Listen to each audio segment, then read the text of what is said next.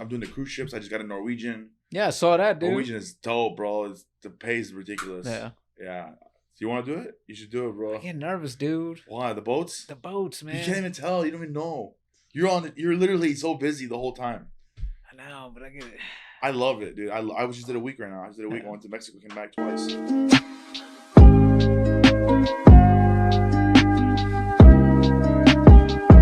All right, guys. Welcome to Comedy Club Confessions. We are back here in the studio. My guest today, Erik Rivera. Erik Rivera's in the studio. What's up, bro? What's going on, man? Dude, we were just talking about, you said you did cruise ships Yes. for the first time, and the first one was Princess Cruises, we think. Yeah. So what happened? It was just old people, and like, you know, I do well, and I'm a fairly clean comic. Yeah.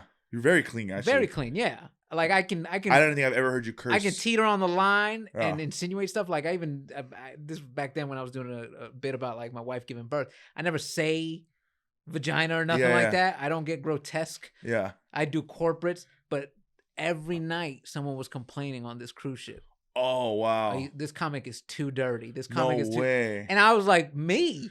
That's crazy. Like the whole time I was like, me? Was there any other comedians on the ship? No. So it was you. It was me, yeah. But I was like, but me, like I was like, that doesn't make sense. Like I came up in New York with like Attell and like all those guys who filthy. Norton, like those guys are dirty. Yeah. I'm TV comic. You are TV comic. I'm TV clean. Your faces, you're pretty so too. the fact that everyone was complaining, like I got discouraged and I just stopped doing them. Like really, I was like I'm not doing this no more. Honestly, Princess Cruises, I heard you're right. It is an older audience. It's Carnival Cruise is the Ontario Improv in the ocean. I swear, it's just like Doug Williams. I worked with him. He calls it the Section 8 cruise. He said yesterday. He goes, "This is the cruise that you complain on," and they go, "We're gonna give you a voucher for a free cruise." That's everyone on that shit. It's super ghetto, but it's so much fun. Yeah, it's Latino, Black, white, it's all this whole area, and it's like it's a one big party. Okay, I love it. I heard other cruises that are boring. But I haven't done those yet. That's why they put me on this cruise. Yeah, because you're a fun guy. You should do it. I also felt bad. Like I don't know if you've done it. Like so when I did that cruise, like it was good pay. Yeah. It's like really good pay. Like really you're there for like a couple. You're eating lobster steak. You're eating healthy. You're working out. And I remember, I think like the second night, I'm hanging out with the crew that like does the shows. Oh yeah. And they're like, "We make 15 cents a show," and you're like, "Whoa!" Yeah. And they're like, "How much do you make?" And I was like, "I don't even want to tell you." Yeah, dude, the Filipinos, dude, they hate you. There's some that I actually snuck in food for them. So I made friends with one of them, and he goes, "Jack, please, you gonna come back cruise?" I go, "Yeah." I goes, "Can you please bring dineguan and pancit and lumpia for me?" And I was like, "My wife's Filipino." I said, "I can ask you to make it." And he goes, "Yeah, please." So then, like, you know, when you leave, you're just like, "All right, man, I'll see you guys later. You know, you guys want anything? Want cigarettes or anything?" Like, just trying to be like nice. Yeah. He gave me a list of things what to bring back. So I brought back vapes, cigarettes. I'm smuggling in food, Tupperware. All my clothes stink like freaking Filipino food. The whole week, they love me. But this is the funny part. I get on the ship. They're all there, Jack, and I'm up passing stuff like desserts, all that. So they love me on that. I love how you became a drug mule for cruise ships. But it's not drugs, it's like food and stuff. They're like, "What is this?" I'm like, "It's food." But I had to sneak it in that you can't bring it in. Yeah. So I snuck it in for them, and they love me. But they don't make much money, bro. Yeah, no. They don't make much money. And they sound like some crazy contract where they're on the boat for like 22 months. They're on for 22 months. Some of them told me that because of COVID, they haven't been home in like 3 years. That's crazy. They haven't been home in 3 freaking years, dude. And dude, imagine that lifestyle. It just they're smiling every morning. They're so happy, but like at night they're just fucking chain smoking, playing mahjong, gambling. It's just like it's like day and night. Yeah, and they're doing the Broadway shows during the day. Everything. Hey, welcome to the shit, and you're like, oh boy, man, they're doing trivia, bingo, all that. Oh, it's just crazy. So yeah, this was years ago I did that, and then I see you guys do it, and I'm like, oh, we did this. Do it. And I'm like, I can hook you with my agent. Do I do it again? I can hook you with my agent. He's so cool. I told him I only want to do it 10 days a month, maybe a week, maybe 3 days, just one cruise a month. Yeah. It's decent money, covers and I go to one cruise, I pay my rent. Yeah. You know, and the rest I could just focus on everything else over here. Yeah. You should do it. I honestly think you should do it. You should do it. Is this what this podcast is? Intervention to get me back on? No, but what you got he has a HBO special, right? Yeah. Super White. It's on a half-hour special, HBO Max, called Super White. I wish I could do another half hour, man. Why? I don't want to do an hour. Why? Oh, you're scared? No, it's not even scared. Like, I don't think people have the attention span to watch an hour anymore. Well, man. I mean, I remember I saw it and I was just like, that's it? I thought it was an hour. I didn't know it was half hour. I'd rather have that feeling, though. Like, that's it? Instead of like, yo, I couldn't get through the whole thing. There's some specials out there that I can't get through. Dude, I played. Did you see the new Ali Wong one? Why are we naming names? Oh, it's Comedy Club Confessions. Is this what this is? Yeah, it's Comedy Club Confessions. I play a game with a friend of mine where when a new special drops, we're like, we'll play it again. How far did you get in? Yeah. I got 6 minutes in on the Ali Did Wong. you? The first one was fire. Yeah. The first one, amazing. Very funny. The second one, I felt kind of a little forced. A little forced. It didn't seem like her style. Like, it was different. What do you think? So you feel like when she gave birth, it's over? Like, no, I felt like her Samson's hair. No, I felt like her first special was like all her hard work and years put into that one, and then her new one was kind of like here. Well, like, the first special is always that. It's always like 10, 15 years of hard work. 100%. But the second one, I just felt I I wanted a lot more. Yeah. Like Sebastian Maniscalco, when I saw all his specials, I enjoyed all of them. Okay. Did you like his specials? I liked all. I didn't like the last one as much. Really? Which was that one? That was the big when Seinfeld was there. I don't know if I saw that one. It was on. It was a Netflix special. I honestly just binge watched it on the ship. I just started watching all of it. I didn't know which one was which. I know by the clothes he was wearing. He was wearing a blue jacket. Was that one? That the one? It was the white and black shirt. Oh, I like that one. I didn't like that one too much. One? No, I feel like and don't get me wrong. Like I think Sebastian's great, but I think he's now it's sort of like he's doing the thing that people expect him to do. The hardcore Italian thing. Yeah, like that's how he is. I know. That's why I like him. Yeah. But it's like I like the personal stories, talk about his father, his wife. I love that. It's just that's what I like. That's why I like your comedy too, because you talk about your wife and your kids. I've noticed on Instagram you have you have clips, but you have different clips. So do you have more than one special out? Yeah, so I did Super White's my standalone special, and then I did the Entrenos, which is also on HBO Max. The one with the pink shirt? That's my first special. That's what I'm saying. I'm talking about there's a red it's like a maroon jacket. That's also on HBO Max. That one, see that one. And then the pink shirt was my first special. You look hella young in that one. Dude, I'm so young, and I was so mad because like that outfit. My manager at the time was like, "Oh, I got a friend that does fashion. He's gonna hook it up." Oh, so you didn't pick the pink? I didn't pick the outfit, and I was like, "All right, cool, but I need to get measured." And he's like, "No, he's got it." And I was like, "No, but I'm a short dude."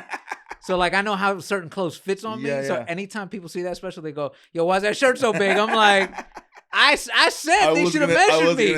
I was gonna say that. Like they should have measured me. Yeah, it looks like you wear your dad's shirt. Yeah, dude. The shirt's big, the pants are big, like the whole. I was so mad, but at that point, I'm already there, and the outfit didn't show up till the day of. So I was like, "What am I gonna do now?" So I was like, "I have to wear this thing." Yeah. How do you get prepared for something like that? Like how long until you got your first special out? That first special was about 8 years into comedy. Yeah. Wow. Yeah, that was through Nouveau TV. Nouveau. I remember Nouveau. I don't even know if they're still. No, they're not around no more. I know, but I remember Nouveau. Yeah. That was 8 years ago? About 8 years ago, yeah. I remember that. Augustino got that too. And like Jessica Keenan. Yeah. It was like what? It was like half hours, right? No, that was an hour. Oh, yours was an hour? Yeah, it was 4 hours they were giving out that year. It was me. Jose Sardui, right? No, Jose Sardou is he was hosting like clips. Oh, that's what he was. Yeah. It was me, Gina Brion, Jerry Rocha, and then this other comic who I'm forgetting on. He was there the night of, like he taped with me. Oh, okay. So we both did an hour that night. Where at? This was at Levity Live in Nyack. Oh, wow. Yeah, dude. Nice. It was a new club right there, huh? It was a brand new club. Yeah, so it looks like a theater, but it's a Levity Live. Yeah. It's a cool spot, and I'm from around there, so like, I had a whole bunch of people coming out. Perfect. Yeah. So it was easy for you. Yeah, I was like, all right, I'll shoot there. Yeah, because I live, like my hometown was like 20 minutes away. Yeah, does it ever concern you when you go into a city to do comedy? Like you're like, oh my god, are they gonna understand my jokes? Like. No, because I'm like you said, I'm talking about my family. I'm talking about my wife. I'm talking about my kids. Yeah. So like, that's true. Yeah, I never sweat. That's why like now that and you have this where you produce shows, like you see these young comics and you try to give them the advice, like, hey man, the jokes about the 4 or 5 are hilarious, but once you leave here. Yeah, what's the 4 or 5? No one's gonna know what it is. Like I started in New York, and like I'd have subway jokes and local jokes. People are like, once you get out of here, no one knows what the 4 train is. You need to have jokes about personal, like people that can relate to. I went to Paris 5 years ago, and I performed at this place it was a comedy club called Cafe Oscar. It's a French comedy club, and I performed there, and I did a Denny's joke, and it just crickets. Yeah. And I'm like, you guys don't. They don't know what Denny's is. Yeah. I was like, it's like eggs better than what's your Miami? Like, no. Dude, I just recently did a show last year in Missouri, like middle of Missouri, and I talk about my wife and how she's white and like she's like bougie white, and I was like, oh yeah, we went into West Elm, and they were just like, what is that? What the hell's West Elm? Yeah, and I was like, oh, you guys don't know what West Elm is? And they're like, no, we know what Kohl's is. Yeah, I was like, oh, never mind. So you have 3 specials out right now. Are you planning to do another one? Yeah, that's always the goal, man. Like I don't know if I want to do, like I said, I don't think people have the attention span for an hour anymore. Yeah. Like I like the half hour. So why don't you do a half hour? I'm thinking about doing another half hour, or the other idea I had, because like, you see it on social media, like everybody's just put on YouTube. I was thinking of doing like clips. Every couple months doing a quick 15 and putting it on YouTube. I like that. Like, so it's just like every couple months you're dropping something. Yeah. What's his name? Akash. Yeah. He put that special out. He's already shooting another one. Yeah. Like I look at those guys like Akash and Schultz. Yeah. They've changed the game. So now it's, like back in the day, it was like would an hour, and then 4 years later, here's another hour. People don't got the patience no more. Right, they want more. Like, what else you got? Yeah. Dude, I joke around because you like me, you have family, you got kids and stuff. Anytime I post stuff about my kids, honestly, nobody cares. Yeah.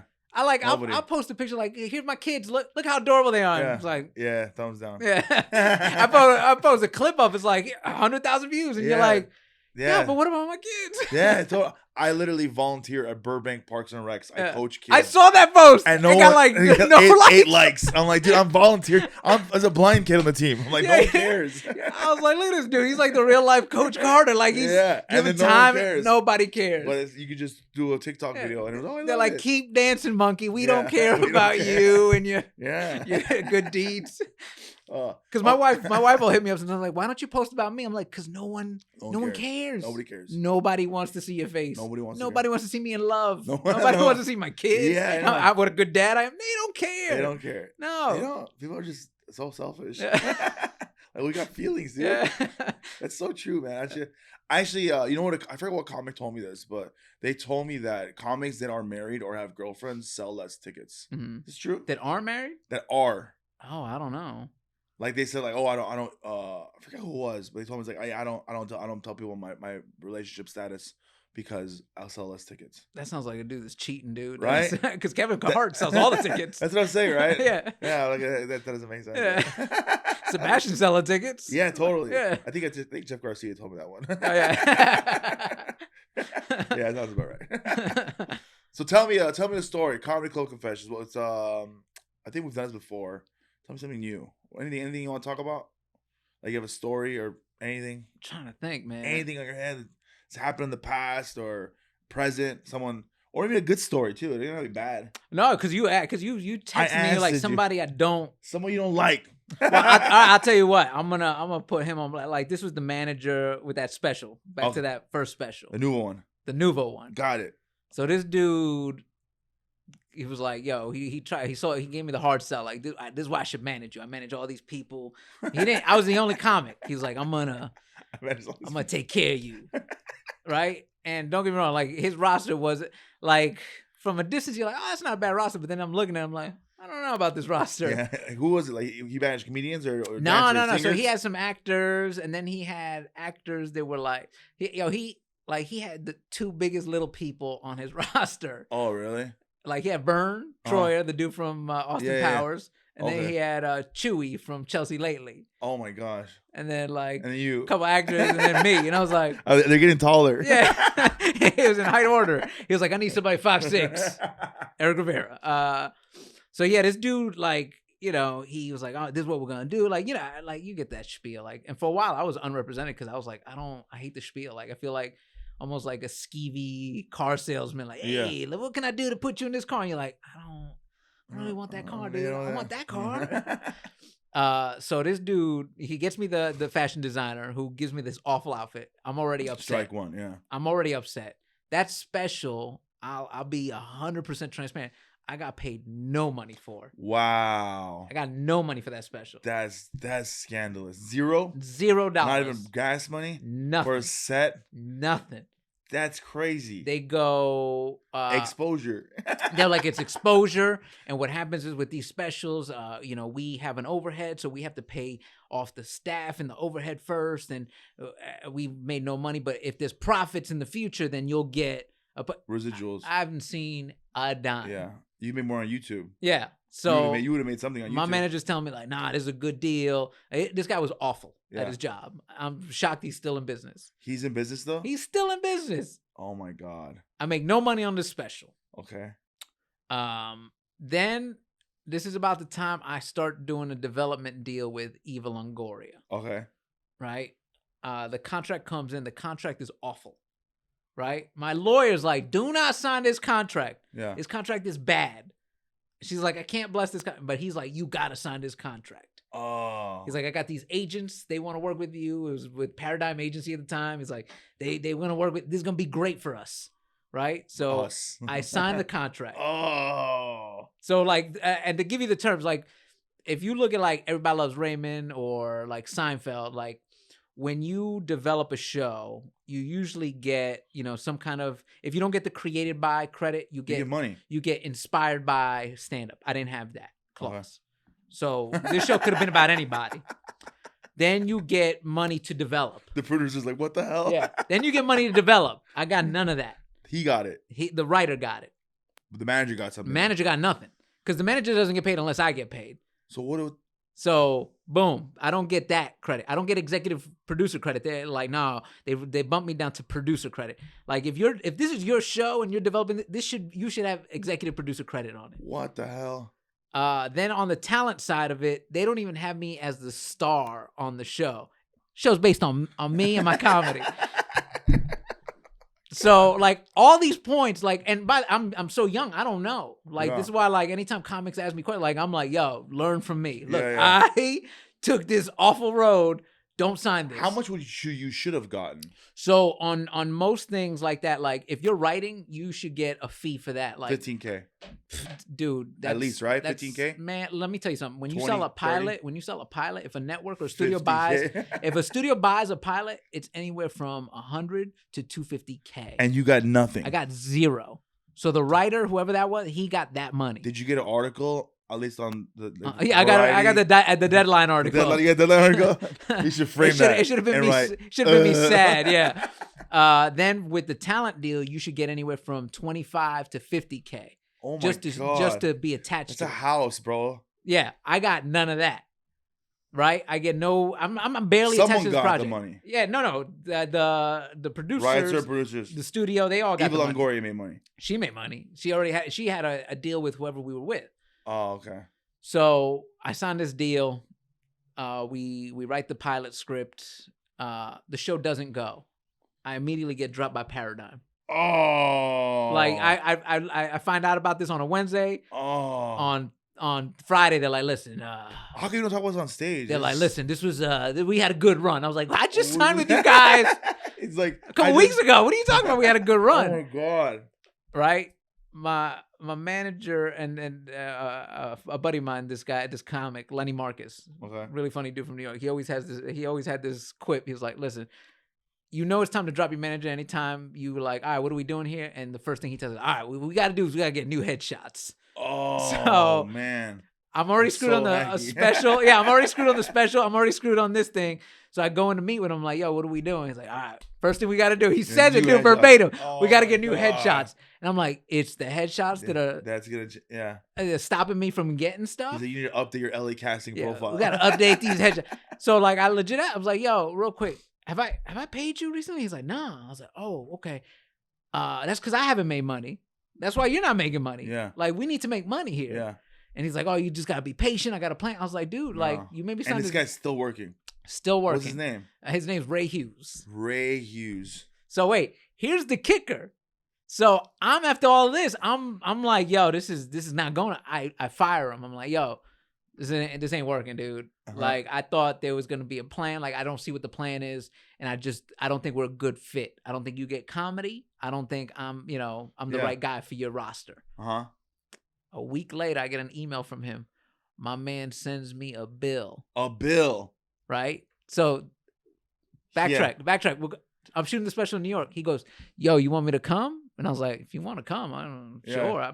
I wasn't like, please, I need my manager there. None of that. I was like, if you want to come, you can come. I guess. You know, whatever. I need you there. Sends me the bill for that entire trip. Why'd you pay it? No. Good. Sends me a bill like, this was my flight. This was my hotel. Hey, you remember when I took you and your family out for dinner after the taping? That's how much that was. This is my car rental. Like, sends me an itemized bill. What a piece of shit. I was like, yo, that's not. I was like, that's not how that works. You came because you wanted to come. I didn't. Yeah. I didn't force you to come. And when my manager, he shows up on his own pocket. Yeah. You know, it's his job is to represent you and put open doors for you and to be, make you a star. And this dude sent me a bill. He sent you a bill. Yeah. That's crazy. Yeah. So not only did he not give you money, he's trying to take money. Yeah. And I'm guessing that's how he keeps that management company open. So he's like the pyramid scheme of managers. I guess so, dude. Dude. I wonder who he reps right now. I have no idea. Yeah. That's crazy, man. Yeah. Oh, man. Who are you with right now? Are you with anybody? So I'm with Ikigai Management. It's a smaller management company. This dude, Carlos Hernandez. And he's got a handful of people. Like he reps Julissa Calderon, who's on BuzzFeed, and she's on Hentified. Well, whoever you're doing good right now. Julissa Arce, who just he's doing a way better job. Yeah, no, because he's one of those dudes. Like that's what I always tell like young comics when they're like, "Yo, I'm gonna," like people get so excited, like, "Yo, Brillstein's talking to me," or Levity's talking to me. I'm like, stop looking at the names on the doors. You gotta be with somebody that's gonna fight for you, who fights for you and believes in you and has that passion, the same passion you have for you. Yeah. They have to have that passion for you. Like they want to be in the Jack Jr. business. They don't just because there's letters on the door doesn't mean nothing. Like I know tons of dudes have been signed by CAA and nothing's happened. They're at the bottom of the list. Yeah, you're on the bottom of the list. You're on the call list and you're right here, and they'll throw you a bone from time to time. It's like all these huge names are on that. They rep you and they also rep Ken Jeong and okay. Who's my priority? Exactly. Right now? Like, you need a weekend and where? Yeah. That's crazy, man. That's a great story. I can't believe this guy's still repping comics though. I don't think he reps comics now. I think it's just straight actors and like influencers. At least he's good at that. I hope so. I don't know. I'm sure somebody's gonna hear this like, he sent me a bill too. I paid it. I didn't pay that shit. I was that's like, crazy. You're on your own, dude. Have you talked to him ever since? Ran into him? Nah, never run into him. Never. He lives in LA. Yeah, he's in LA. That's crazy. You're the nicest. He does? He's in the valley. He looked him up. He looked him up quick, like, hold up. Real quick. Oh, yeah. That's funny. It's RHM now. Oh, okay. RHM. All right. Well, we're not going to plug him. That's not a good plug. Hey, by the way, this podcast is sponsored by Comedy Showcase app. Check it out. It's a great platform for comics to put their stuff online and get seen by bookers, and you actually get paid for if you put your video on there. Like, it's like Instagram. You put your Instagram videos, he sends you cash. It's a great app. Oh, nice. Check it out. Comedy Showcase app. Check that shit out. What else is going on? You have 2 kids, right?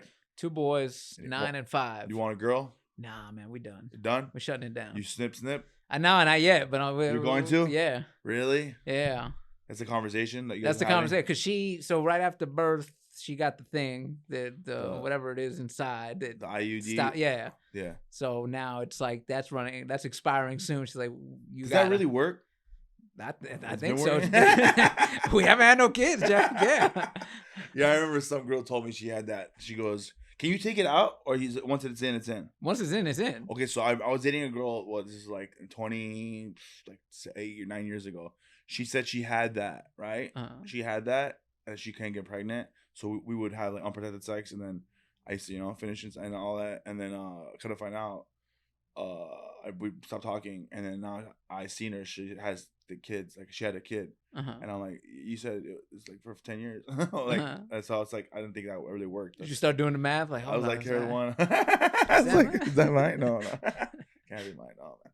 Yeah, I'm having a boy right now. I'm having a boy. Nice, man. This is I want a girl, but I'm having a boy. But I don't know. I need advice for a 37-year-old father. How old are you when you had your kids? I was 31 when I had the first one. How old are you now? Man, come on, man. Don't ask questions. 41? Come on, I'm 40, dude. When you say don't ask questions, it's because once you have 40. I just turned 40 in January. Yeah? Yeah. What'd you do? I went to Palm Springs. We rented a house, pool. Yeah. The kids? And the kids. Do you only do family events now, or do you ever take your wife out, just you two? Oh no, dude, you gotta get out of the house without the kids. Yeah.